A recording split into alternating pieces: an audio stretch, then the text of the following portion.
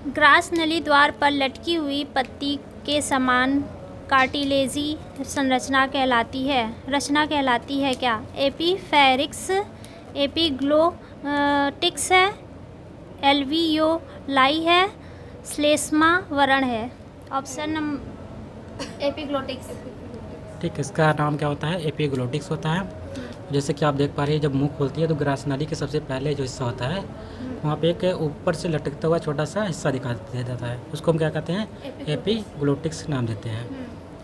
चलो अगला प्रश्न पूछिए। यकृत स्रावित करता है। पहला है लार, दूसरा है जठर रस, तीसरा है पित्त रस, चौथा है अग्नाशयी रस। पित्त रस। तो ध्यान में रखेंगे, जो हमारा यकृत होता है ये क्या करता है? पित्त रस का निर्माण करता है। यकृत में निर्माण किसका होता है? पित्त रस का होता है। और एक विटामिन ए का भी निर्माण हमारा यकृत में होता है। लेकिन अगर हमसे पूछा जाता है पित्त रस इकट्ठा कहाँ पे होता है, स्टोर कहाँ पे होता है, तो ध्यान में रखेंगे वो हमारा पित्ताशय में जाकर एकत्रित होता है। आहार नाल के पेशीय संकुचन को कहते हैं पाचन, क्रमाकुचन, कुंचन या परिसंचरण या फिर अवशोषण। क्रमाकुंचन।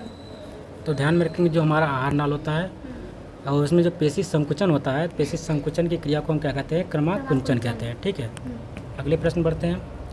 जठर रस स्रावित होता है अग्नाशय से, पित्ताशय से या फिर तीसरा है अमाशय से या फिर चौथा है यकृत से। अमाशय से। तो ध्यान में रखेंगे, जो हमारा जठर रस होता है अमाशय से स्रावित होता है। अच्छा, अमाशय कहते हैं किसको है? पेट को। ठीक है, तो क्या होता है? जो हमारा पेट होता है उसको हमें अमाशय कहते हैं। नेक्स्ट क्वेश्चन है, एस्टिएप्सिन एंजाइम क्रिया करता है प्रोटीन पर, दूसरा है स्टार्च पर, तीसरा है वसा पर, चौथा है लवणों पर। वसा पर। जो एप्सिन जो एंजाइम होता है वो किस पे क्रिया करता है? वसा। वसा को हमें जो काटना होता है, उसको तोड़ना होता है, बहुत आसान नहीं होता है। तो ऐसा कौन सा होता है? स्टिप एप्सिन नाम का एंजाइम्स होता है जो वसा को तोड़ने का कार्य करता है। निम्न में से विटामिन्स का कौन सा जोड़ा जल में घुलनशील होता है? पहला है विटामिन ए बी, दूसरा है विटामिन बी सी, तीसरा है विटामिन सी के, चौथा है vitamin D B. Vitamin B C. तो ध्यान में रखेंगे, उसको हमें पता है जो बी और सी होती है जल में घुलती हैं, और जो चार बच जाती है ए डी ई के क्या होती हैं? किसमें? वसा में घुलने वाली विटामिन होती हैं। BC को याद करने का तरीका क्या होता है? WBC याद करने से वाइट ब्लड कॉर्पस्कल कहते हैं। जो RBC होता है रेड ब्लड कॉर्पस्कल होता है, उसी के माध्यम से हम इसको याद कर सकते हैं। यानी कि वाटर में घुलने वाली विटामिन होती हैं बी और सी। और जैसे कि आपको पता है, नींबू को अगर पानी में घोलते हैं तो उसको भी हम घुल रहा तभी तो पी रहे हैं उसको। तो सी है किस में घुल रही है? पानी में घुल रही है। बी होता है, जैसे कि हरी पत्तेदार सब्जियों में विटामिन बी पाया जाता है, इसलिए लोग कहते हैं कि पहले सब्जी को धुल लीजिए फिर उसको काटते हैं। ठीक है, क्यों कहते हैं? क्योंकि इसमें विटामिन जो होते हैं हमारे नष्ट हो जाते हैं, इसीलिए विटामिन सब्जियां जो होती हैं उनको क्या करना है? पहले धुलना है फिर काटना होता है। और एक क्वेश्चन इसमें और ध्यान रखना है, जैसे कि विटामिन की बात आता है, तो विटामिन की खोज किसने की थी? फंक। हाँ, इस चीज़ को ध्यान में रखेंगे। बढ़ते अगले प्रश्न की तरफ।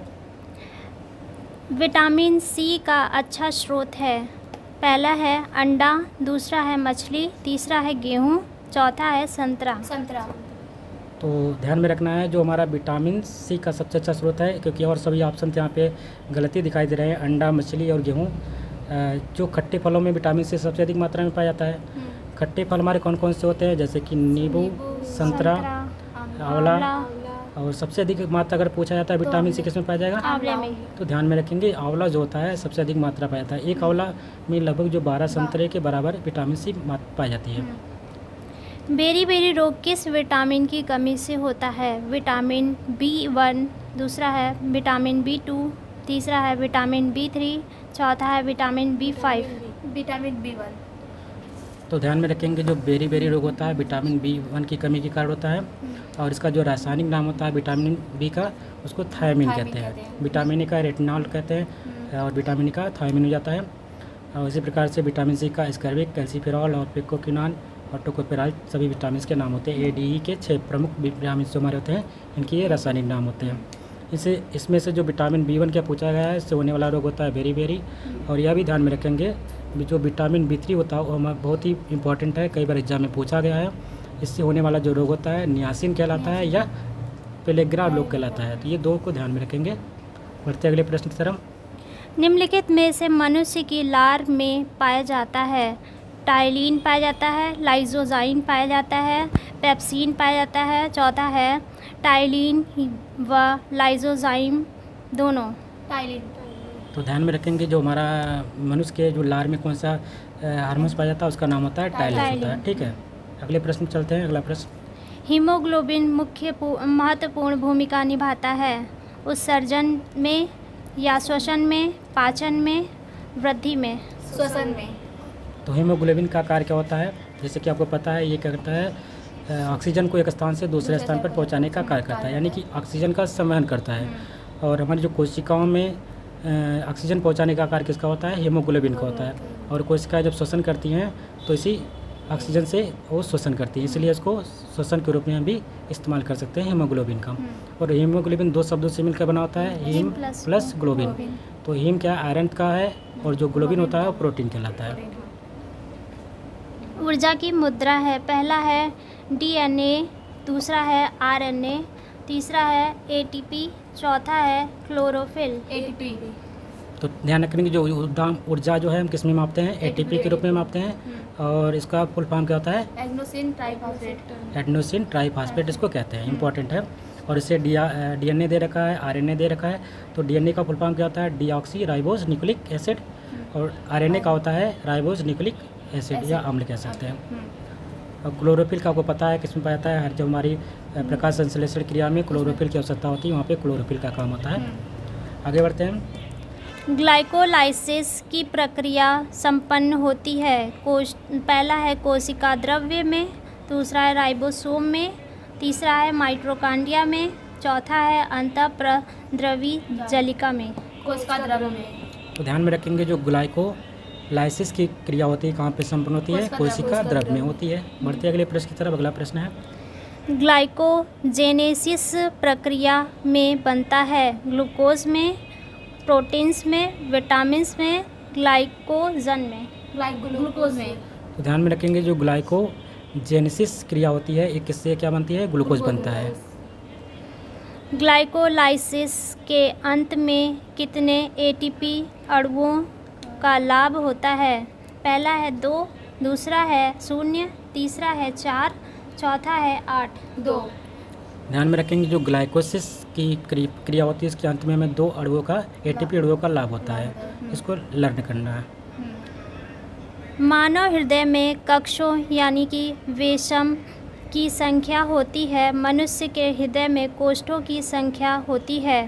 पहला है 1, दूसरा है 2, तीसरा है 3, चौथा है 4। तो ध्यान में रखेंगे क्वेश्चन इस प्रकार से पूछ सकता है, मनुष्य के शरीर में कितने कोष्ठ होते हैं, कितने चैम्बर होते हैं, कितने कक्ष होते हैं, कितने बेस में होते हैं। इस प्रकार से वो अलग अलग क्वेश्चन कर सकता है। तो ध्यान में रखेंगे जो मनुष्य होते हैं या स्तनधारी होते हैं उनके हृदय में 4 कक्षा होते हैं। और मनुष्य की बात करते हैं उसमें दाया अलिंद, बाया अलिंद, दाया निलय और बाया निलय, इस प्रकार से 4 कक्षे होते हैं। अगर हम उभयचर प्राणी की बात करते हैं जैसे मेढक है, घड़ियाल है, इसके 3 कक्ष होते हैं। अगर जैसे पानी में रहने वाले प्राणी मछली की बात करते हैं तो मछली के 2 होते हैं, लेकिन ब्लू व्हेल को छोड़ करके, क्योंकि ब्लू व्हेल हमारा स्तनधारी होता है, इसको ध्यान में रखें। मैमल्स है इसलिए ब्लू व्हेल का छोड़ करके और जितने भी मछलियाँ रहती हैं वो क्या है, उनके हृदय के 2 कक्ष होते हैं। अगले प्रश्न बढ़ते हैं। पल्मोनरी फुसफुस सिरा खुलती है या रुधिर लाती है?